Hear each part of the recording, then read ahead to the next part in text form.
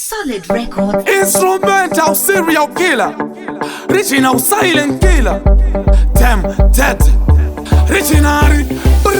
Avanje kutsenge zvisako ndakatotanga ndichitengesa mangu onamba hatyo tisu vanhu vacho ndakatokura ndiri hambo but iko zvinoshuwa ndava mambo ndichagadzwa ushe zita rangu ndatiri chaenda kure Simplex naCrispy iye bule mukuru wegure haagule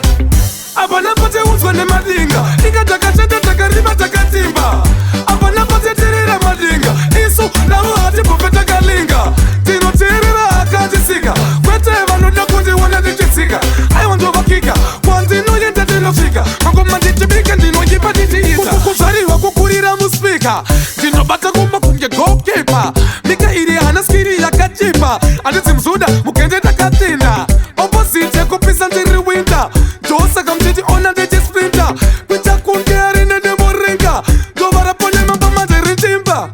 apana pateudzwa nemadinga inga takachenda takarima takatimba apana pateterera madinga isu navo hatibhope takalinga tinoteerera akandisika kwete vanoda kundiona ndichitsika aiwa ndovakika kwandinoenda ndinosvika mangoma ndichibika ndinoyipa ndichiita vanenge vachifunga tinovanyembera kana tivaudza kuti tinovapedzera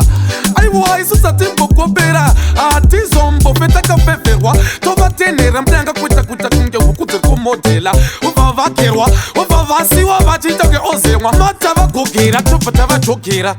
apana pateudzwa nemadinga inga takachenda takarima takatimba apana pateterera madinga isu navo hatibhope takalinga tinoteerera akandisika kwete vanoda kundiona ndichitsika aiwa ndovakika kwandinoenda ndinosvika mangoma ndichibika ndinoyipa ndichiisa havandikuudze nezvisako ndakatotanga ndichitengesa mangu onamba hatyo tisu vanhu vacho ndakatokura ndiri hambo but iko zvinoshuwa ndava mambo ndichagadzwa ushe